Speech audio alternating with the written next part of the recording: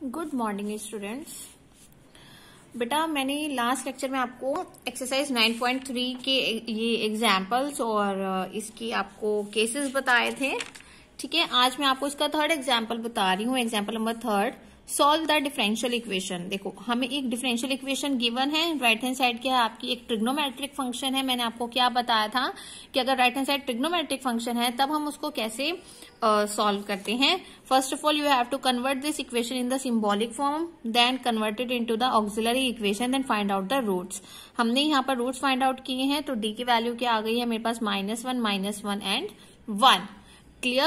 So after finding the roots we have to write down the complementary function. Complementary function हम basically कैसे लिखते हैं, जो हमारे रूट्स होते हैं उनको पर डिपेंड करता है हमारा केस। तो अब जैसे यहाँ पर हमारे पास टू टर्म्स बिल्कुल सेम है, -1 तो जब हमारे पास वैल्यू सेम होती है तब हमारा कॉम्प्लीमेंट्री फंक्शन क्या आता है, कांस्टेंट वैल्यू लगाकर हम उसकी वैल्यू e की पावर में लिखते हैं। एंड एक वैल्यू आपकी अलग है, डिफरेंट है, रियल है, तो तब हमारे पास कॉम्प्लीमेंट्री फंक्शन क्या बन जाएगा, ये वाला। ये तो आपको पता ही है, ये वाला स्टेप आप पहले कर चुके हो।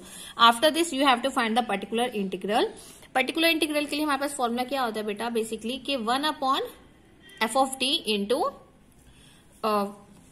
आपका फंक्शन। ठीक है, तो मैंने यहाँ पर क्या किया, अपनी d का फंक्शन लिखा है। ये हमारे पास d का फंक्शन था, मैंने उसको डिनोमिनेटर में लिखा और हमारी राइट हैंड साइड क्या थी, cos 2x। तो हमने यहाँ पर क्या लिखना है, cos 2x।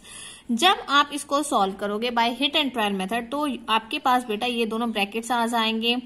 अब यहाँ पर इन दोनों ब्रैकेट्स में हमने क्या करना है, मैंने आपको क्या बताया था कि हमारे पास ट्रिग्नोमेट्रिक फंक्शन में जो एंगल होगा उसमें x के साथ जो भी टर्म होगी वो आपकी किसकी वैल्यू होती है, d² की। तो d² की वैल्यू क्या है, -2²। ठीक है ना, और -2² आपका कितना हो जाएगा, -4, क्योंकि यहाँ पर हमें सिर्फ 2 का स्क्वायर करना है, माइनस का स्क्वायर नहीं करना है। तो 2 का स्क्वायर कितना हो जाएगा, 4। सो आपको d² की वैल्यू क्या पुट करनी है, -4। तो मैंने यहाँ पर d² के प्लेस पर क्या पुट किया है, -4। -4 -1 कितना हो जाएगा, -5। तो अब आपके पास ये वाली टर्म लेफ्ट रह गई है। अब आप ये देखो डिनोमिनेटर में आपके पास d+1 है ना, ये स्टेप मैंने आपको लास्ट लेक्चर में भी करवाया था कि अगर मेरे पास d+1 है then you have to solve by using rationalize this term। तो हमने d+1 था डिनोमिनेटर में, तो मैंने उसे रेशनलाइज किया, d-1 दोनों को हम मल्टीप्लाई करेंगे तो x+y और x-y का फॉर्मूला क्या होता है, x² - y²। अगेन d² के प्लेस पर आप क्या पुट करोगे, -4। जब हम इसको सॉल्व करेंगे तो हमारे पास क्या आ जाएगा, 1/25 और d-1 हमारे पास लेफ्ट रह जाएगा। cos 2x की मल्टीप्लाई d के साथ करनी है, cos 2x की मल्टीप्लाई 1 के साथ करनी है, तो आपके पास ये वाली टर्म आ जाएगी। और d का टर्म मैंने आपको क्या बताया था कि d हम एक ऑपरेटर ले रहे हैं। क्या ऑपरेटर ले रहे हैं, d/dx के प्लेस पर हम d पुट करते हैं, तो ये हमारा एक ऑपरेटर है इसके लिए। तो इट मीन्स d का मतलब क्या है, डिफरेंशिएशन। तो आपको cos 2x की क्या करनी है, डिफरेंशिएशन करनी है विद रिस्पेक्ट टू x। तो cos 2x की डिफरेंशिएशन क्या होती है, -sin 2x, और 2x की कितनी हो जाएगी, 2। तो बेटा यहाँ पे हमने फिर इसको डिफरेंशिएट किया और आपको एक पर्टिकुलर इंटीग्रल मिल जाएगा। After this you have to find the complete solution. Complete solution में आपको complementary function plus particular integral करना है, तो आपको क्या मिल जाएगा, योर कंप्लीट सॉल्यूशन। क्लियर? तो ये आपको ऐसे करना है एग्जाम्पल। ठीक है, next one is example number 4। Example number 4 भी बेटा आप लोगों को ही सॉल्व करना है। मैं आपको एक इसका ओवरव्यू दे रही हूँ। देखो बेटा हमें एक डिफरेंशियल इक्वेशन गिवन है यहाँ पर, जिसमें राइट हैंड साइड है मेरे पास e⁻x + sin 2x। अब देखो यहाँ पे एक्सपोनेंशियल फंक्शन भी है और एक ट्रिग्नोमेट्रिक फंक्शन भी है। तो जब हमारे पास दोनों टर्म साथ होती हैं तब हम कैसे करते हैं, पहले तो स्टार्टिंग में आपके स्टेप सेम है, इक्वेशन गिवन है, सिंबॉलिक फॉर्म में कन्वर्ट करोगे। After you have to write it in the auxiliary equation, then roots find करने हैं, देन कॉम्प्लीमेंट्री फंक्शन। यहाँ तक तो आपका सेम रहेगा। इसके बाद आपको क्या करना है, पर्टिकुलर इंटीग्रल फाइंड आउट करना है। तो उसके लिए 1/f(t) और इंटू आपका फंक्शन वेरिएबल। ठीक है ना, हमने यहाँ पर ये लिखा। अब आपको क्या करना है, पहले इसकी मल्टीप्लाई e⁻x के साथ करनी है और फिर इसकी मल्टीप्लाई sin 2x के साथ करनी है। ठीक है, तो आपके पास ये दोनों टर्म्स मिल जाएंगी। उसके बाद अब आपको क्या करना है बेटा, जो आपके पास ये फर्स्ट वैल्यू है, ठीक है, इसमें आपके पास साथ में है एक्सपोनेंशियल फंक्शन और सेकंड वाले में है आपके पास ट्रिग्नोमेट्रिक फंक्शन। तो आपको यहाँ पर एक्सपोनेंशियल फंक्शन वाले रूल्स यहाँ पर अप्लाई करने हैं और यहाँ पर आपको ट्रिग्नोमेट्रिक फंक्शन वाले रूल्स अप्लाई करने हैं। तो यहाँ पर आपके पास x के साथ 2 है तो आप यहाँ पर डी स्क्वायर की वैल्यू पुट करोगे और यहाँ पर आपके पास e raise to the power x है, यानी कि x के साथ 1 है तो यहाँ पे आपको d की वैल्यू पुट करनी है, तब आपने इसको सॉल्व करना है। इट मीन्स अगर एक ही क्वेश्चन में आपके पास राइट हैंड साइड में exponential function plus trigonometric function आ जाता है तो आपने एक्सपोनेंशियल के रूल्स अलग फॉलो करने हैं यहाँ पर और ट्रिग्नोमेट्रिक फंक्शन के जो रूल्स आपको बता रही हूँ वो आपको अलग फॉलो करने हैं। क्लियर है? तो आपको इस अकॉर्डिंगली बेटा इसको भी सॉल्व करना है। ठीक है, तो ये आपको करना है बेटा एक्सरसाइज 9.3। नाउ अब मैं आपको नेक्स्ट एक्सरसाइज स्टार्ट करा रही हूँ, एक्सरसाइज नंबर 9.4। क्लियर? तो बेटा 9.4 में हमें कैसे करना है, इसमें आपका आता है केस नंबर 3। अभी तक मैं आपको 2 केसेस बता चुकी हूँ, case number 1 and case number 2। आज हम केस नंबर 3 पढ़ते हैं। केस नंबर 3 हमारे पास बेसिकली क्या है, we have to evaluate 1 upon F of D into X raise to the power m where m is a positive integer. अगर आपके पास इस फॉर्म में कोई भी टर्म आती है जिसमें x की पावर m है और m आपके पास कोई भी एक पॉजिटिव इंटीजर है, तब हम उसको इवेलुएट कैसे करेंगे। ठीक है, चलो देखो, to evaluate the particular integral 1 upon F of D into X raise to the power m where m is a positive integer, from F of D take over the lowest degree term and the remaining factor will be of the form of this. हमने क्या करना है, अगर इस form में हमें कोई term given होगी तो जो एफ ऑफ डी है हमने उसमें से उसकी लोवेस्ट टर्म लेकर चलनी है and remaining factor will be the form, बाकी जो हमारी सारी टर्म्स होंगी उसको हमने इस फॉर्म में लेना है।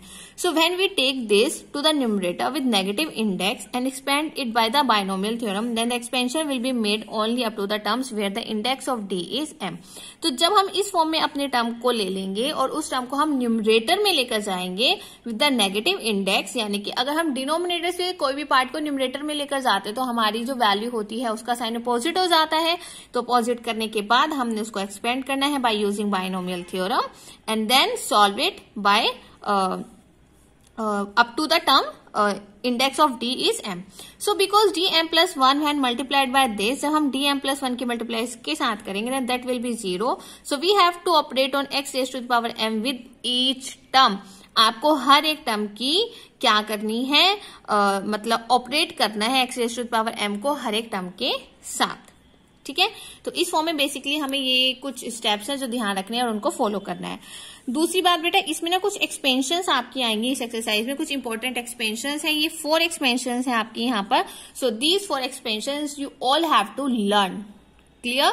जब ये याद होंगी तभी हम इनको अपने एग्जाम्पल्स में अप्लाई कर सकते हैं।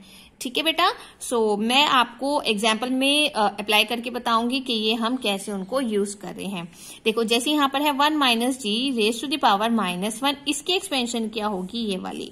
1 plus G raise to the power -1, उसकी एक्सपेंशन क्या होगी, ये वाली। तो आपको ऐसे फर्दर ये ध्यान रखना है कि इन एक्सपेंशन पे हम ये वाले एक्सपेंशन को यूज कर रहे हैं। ठीक है, चलिए अब मैं आपको इसका एग्जाम्पल नंबर 1 करके दिखाती हूँ कि how to solve these types of questions. ठीक है, चलिए now example number 1। Example number 1 क्या है बेटा आपका, सोल्व द डिफरेंशियल इक्वेशन। मुझे एक इक्वेशन दी हुई है d2y over dx² minus 4y equal x²।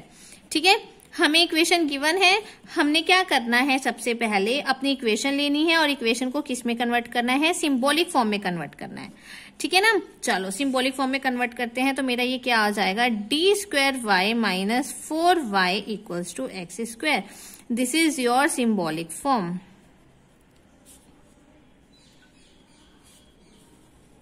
ठीक है, अब जब हम सिंबॉलिक फॉर्म में कन्वर्ट कर देते हैं तो हमें क्या करना होता है, उसके बाद ऑक्सिलरी इक्वेशन। ठीक है, ऑक्सिलरी इक्वेशन के लिए मैंने आपको बताया था कि हमने क्या करना है, राइट हैंड साइड हमारी 0 होनी चाहिए और y को हमने नेग्लेक्ट करना होता है। तो d² minus 4 equals to 0, this is your auxiliary equation. अब आपने जस्ट सिंपली इसको सॉल्व करना है, ये तो सिंपल ही है। d² इक्वल्स टू क्या हो जाएगा 4, d equals to √4, then d equals to plus minus 2। तो मेरे पास d की वैल्यू क्या आ गई है 2 एंड -2। इसके बाद हमें इसका क्या निकालना है, कॉम्प्लीमेंट्री फंक्शन। कॉम्प्लीमेंट्री फंक्शन में देखो दोनों वैल्यूज हमारी डिफरेंट है ना, जब हमारे पास वैल्यूज दोनों डिफरेंट होती हैं तब हमारे पास कॉम्प्लीमेंट्री फंक्शन क्या होगा, C1 e⁻² plus C2 e⁻−2x। देखो सिंपल है ना, एक 2 वैल्यू आई है, एक -2 आई है, देन C1 एक कांस्टेंट वैल्यू लेंगे और e⁻ में क्या लिखेंगे हम, और 2x एंड द -2x। तो हम इसको m1 कंसिडर कर लेते हैं और इसको m2 कंसिडर कर लेते हैं। तो this is your complementary function. अब कॉम्प्लीमेंट्री फंक्शन के बाद आपको क्या करना है, यहाँ पे पर्टिकुलर इंटीग्रल निकालना है। तो पर्टिकुलर इंटीग्रल के लिए आपके पास क्या फॉर्मूला होता है, 1/f(d). f(d) मेरा क्या है यहाँ पे, ये d² - 4 और साथ में हम क्या लिखेंगे, अपना फंक्शन। फंक्शन क्या गिवन है, x²। देखो राइट हैंड साइड में हमें क्या गिवन है, x²। ठीक है, so this is your function. चलो अब हमने क्या करना है, इसको कैसे सॉल्व करना है बेटा। अगर आपके पास यहां पर कोई वेरिएबल गिवन है, देखो x वेरिएबल गिवन है, कोई ट्रिग्नोमेट्रिक फंक्शन नहीं है, कोई एक्सपोनेंशियल फंक्शन नहीं है, तो यहाँ पे अगर वेरिएबल गिवन है तो तब हम यहाँ पर क्या करते हैं, जो भी हमें d का फंक्शन गिवन है, हमने यहाँ पर जो उसकी कांस्टेंट वैल्यू है, कांस्टेंट वैल्यू क्या गिवन है, 4, तो मैं यहाँ पर -4 को कॉमन ले रही हूँ। y -4, मैं +4 भी तो कॉमन ले सकती हूँ ना, नहीं, लेकिन यहाँ हमारे पास माइनस है ना, तो मैंने क्या किया, अगर मैं -4 कॉमन लेती हूँ तो मेरी टर्म थोड़ी पॉजिटिव हो जाएगी। पॉजिटिव हो जाएगी तो मेरी एक्सपेंशन इजीली ओपन हो जाएगी। तो मैंने यहाँ पे -4 को क्या लिया, कॉमन। तो कॉमन लेंगे तो मेरे पास क्या टर्म लेफ्ट रह जाएगी, मेरे पास टर्म लेफ्ट रह जाएगी d² by 4 - 1। देखो यहां पर तो 4 नहीं है ना, तो जब यहां से हम 4 कॉमन लेंगे तो 4 यहां पर क्या आ जाएगा, डिनोमिनेटर में, और जब यहां से 4 कॉमन लेंगे तो मेरे पास क्या आ जाएगा, -1। ठीक है, तो अब बेटा एक चीज और, अगर मैं माइनस यहां पर कॉमन ले रही हूं तो जब मैंने यहां से माइनस कॉमन लिया तो यहां से भी तो माइनस कॉमन आएगा, तो यहां पर क्या आ जाएगा, माइनस, और यहां पर क्या आ जाएगा, प्लस। ठीक है, चलिए इसके बाद अब हमने नेक्स्ट स्टेप क्या करना है, यहाँ पर 1/-4। अब देखो मैं इनको इंटरचेंज करके लिख सकती हूँ ना ऐसे, क्योंकि 1 हमारा पॉजिटिव है, ये हमारा नेगेटिव है, तो मैंने इसको क्या किया, इंटरचेंज किया। ठीक है, तो मैंने यहाँ पर सिंपली 1 को पहले लिखा है और -d² को बाद में लिखा है। ठीक है, अब हम यहाँ पर क्या यूज करेंगे, अपनी एक्सपेंशंस को यूज करेंगे। कैसे यूज करेंगे, कौन सी एक्सपेंशन यूज करेंगे, हमें ये भी तो पता होना चाहिए ना। अब आप यहाँ पे ध्यान से देखो, आपको यहाँ क्या गिवन है, 1 - d² by 4। अब आप अपनी एक्सपेंशन देखो, 1 - d, 1 + d, 1 - d, 1 - d। अब इनकी पावर देखो, -1 -1 -2 -3। तो मुझे क्या करना है, मुझे ये चेक करना है कि मेरे साथ यहाँ पे कौन सी सेम बनती है। ठीक है, चलो देखो, तो हमने यहाँ पे क्या करना है, पहले बेसिकली मेरे पास ये डिनोमिनेटर पार्ट है, अगर मैं इसको न्यूमरेटर में ले जाती हूं तो मेरे पास क्या हो जाएगा, 1 - d² by 4 की पावर -1। पहले ये डिनोमिनेटर में था, अब मैं इसको न्यूमरेटर में ले गई हूं तो पावर क्या आ गई, -1। तो अब ये हमारे पास 1 - d की पावर -1, इसके जैसे सेम कंपेयर अगर हम करते हैं तो हमारे पास ये वाला फंक्शन इसके इक्वल है, तो मैं यहाँ पर इस वाले की एक्सपेंशन को यूज कर सकती हूँ। तो अब हम इसको कैसे यूज करेंगे, देखो सबसे पहले मैं एक्सपेंशन लिख लेती हूँ बेटा। हमें एक्सपेंशन गिवन है 1 - d⁻⁻1 की क्या एक्सपेंशन गिवन है, 1 + d + d² + d³ + up to so on. This is your expansion. अब हम इस एक्सपेंशन को अप्लाई करते हैं, तो मेरे पास था -1/4 1 - d²/4 raised⁻1 x²। अब देखो हम एक्सपेंशन ओपन करेंगे, -1/4 कांस्टेंट है एज इट इज। अब देखो यहाँ पे भी 1 है, यहाँ पे भी 1 है, यहाँ पे भी d है, यहाँ पे d²/4 है। तो यानी कि d की वैल्यू इस टाइम पर मेरी क्या है, d²/4। यहाँ पे क्या है, -1, यहाँ पे भी क्या है, -1। तो आपको बस क्या ध्यान रखना है कि मेरे पास d के प्लेस पर क्या है, d²/4। तो मेरे पास जो इसकी एक्सपेंशन है, इसमें हमने d के प्लेस पर क्या पुट करना है, d²/4 पुट करना है। चलो स्टार्ट करते हैं। सबसे पहले क्या लिखा हुआ है, 1, मैंने 1 लिखा, प्लस देन d, पर d के प्लेस पर मैं क्या लिखूंगी, d²/4 प्लस अप टू सोन। मैं आगे की वैल्यू नहीं लिख रही हूँ। क्यों नहीं लिख रही हूँ? क्योंकि बेटा हमारे पास ये एक्सपेंशन है, ये हम पे डिपेंड करता है कि मैं स्टार्टिंग 2 वैल्यूज लूं या स्टार्टिंग 3 वैल्यूज लूं। तो मैं यहाँ पे स्टार्टिंग 2 वैल्यूज ही सिर्फ ले रही हूँ, बाकी की सारी टर्म्स को हम नेग्लेक्ट कर देते हैं, क्योंकि हायर टर्म्स को ना हम लेते नहीं है। इसलिए मैंने यहाँ पर क्या किया, सिर्फ 2 वैल्यूज को कंसिडर किया है। चलिए अब 1 बाय 1 हम इसको सॉल्व करते हैं। कैसे सॉल्व करेंगे? देखो -1/4 कांस्टेंट है एज इट इज। अब आपको एक्स स्क्वायर की ब्रैकेट में ना मल्टीप्लाई करनी है। कैसे करेंगे? पहले एक्स स्क्वायर की मल्टीप्लाई 1 के साथ करो तो क्या हो जाएगा, एक्स स्क्वायर प्लस फिर एक्स स्क्वायर की d²/4 के साथ मल्टीप्लाई करो अप टू सोन। क्लियर? चलो -1/4 X square as it is plus, अब देखो यहां पर जो डी स्क्वायर है, D square X square, D का मतलब मैंने आपको क्या बताया था, डी क्या रिप्रेजेंट करता है, डिफरेंशिएशन d/dx। यानी कि अगर यहाँ पर डी स्क्वायर है तो डी स्क्वायर का मतलब क्या है, d²/dx², यानी कि 2 टाइम्स डिफरेंशिएशन। तो बेटा यहाँ पर बेसिकली हमने क्या करना है, एक्स स्क्वायर की डिफरेंशिएशन करनी है 2 टाइम्स। चलो एक्स स्क्वायर की डिफरेंशिएशन क्या होती है, 2x। 2x की जब मैं दोबारा डिफरेंशिएशन करूंगी तो मेरे पास क्या आ जाएगा, 2। यानी कि आपको एक्स स्क्वायर की बेटा 2 टाइम्स डिफरेंशिएशन करनी है और यहां पर उसकी वैल्यू को पुट करना है। तो अगर आपके पास डी स्क्वायर है so you have to differentiate this function by 2 times. तो एक्स स्क्वायर की होती है 2x और 2x की हो जाएगी 2, तो आपके पास यहाँ पे क्या आएगा, 2/4 plus up to so on. तो ये हमारा कैंसिल, तो आपके पास आ जाएगा -1/4 एक्स स्क्वायर प्लस 1/2। अब मैं प्लस अप टू सोन नहीं कर रही हूं क्योंकि हम बाकी की टर्म को क्या कर रहे हैं, नेग्लेक्ट कर रहे हैं। तो हमने सिर्फ यही टर्म ले ली है, तो हमारे पास ये वाली वैल्यू आ जाएगी। इसके बाद अब हमें क्या निकालना है, कंप्लीट सॉल्यूशन। कंप्लीट सॉल्यूशन कैसे निकालते हैं, complementary function plus particular integral. Complementary function आपके पास क्या आया था, c1e⁻2x plus c2e⁻2x plus -1/4 X square plus 1/2। So this is your complete solution. Clear everyone? चलिए अब बेटा आपको एग्जाम्पल नंबर 2 आप करेंगे, एग्जाम्पल नंबर 3 मैं आपको बता रही हूं। ठीक है, देखो एग्जाम्पल नंबर 3 हमें क्या गिवन है, सॉल्व द डिफरेंशियल इक्वेशन। इसमें हमने कैसे करना है, देखो हमारी राइट हैंड साइड में मुझे एक्स स्क्वायर भी गिवन है, एक्सपोनेंशियल फंक्शन भी गिवन है और ट्रिग्नोमेट्रिक फंक्शन भी गिवन है। मुझे 3 टर्म्स यहाँ पर गिवन है ना।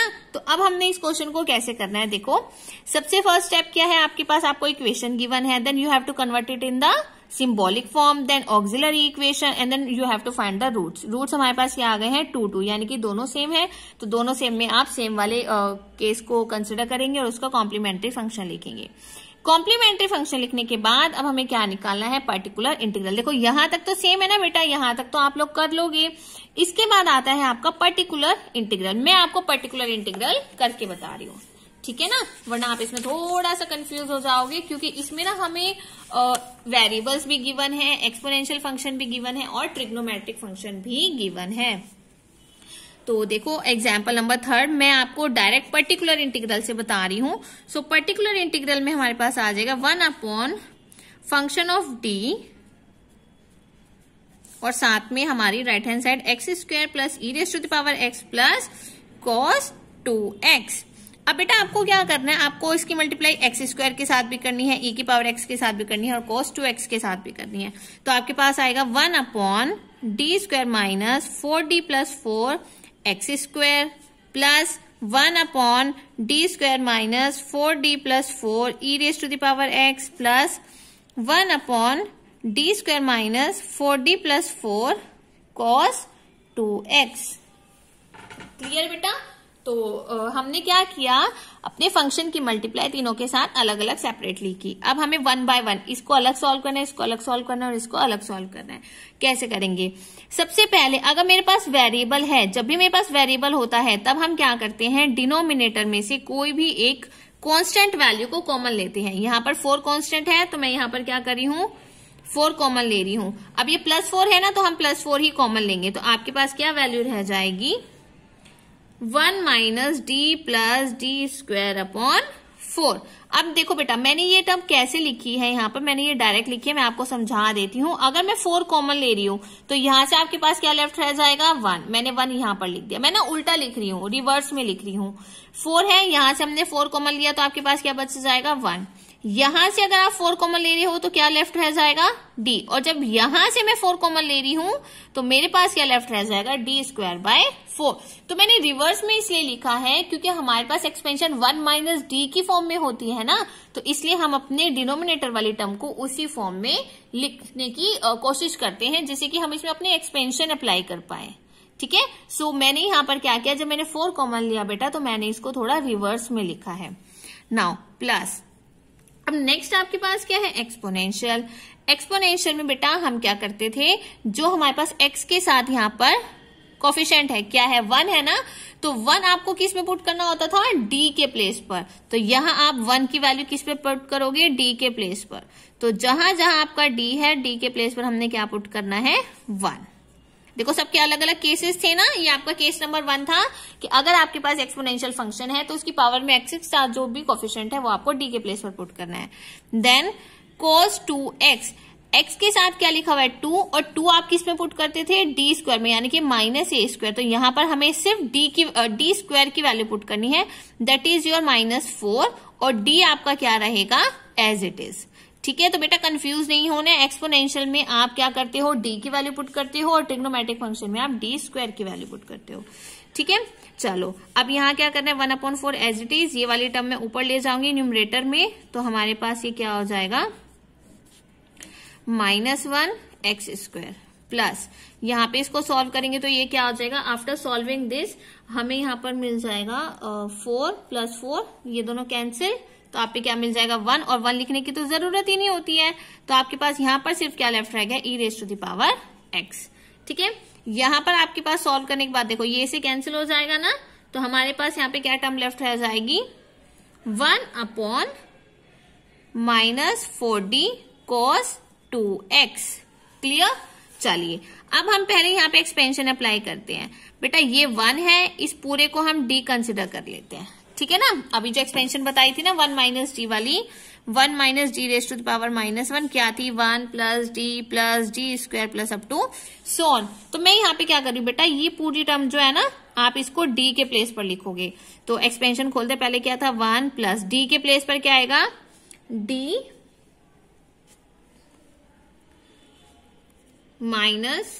d²/4 प्लस नेक्स्ट टर्म क्या है आपके पास d²।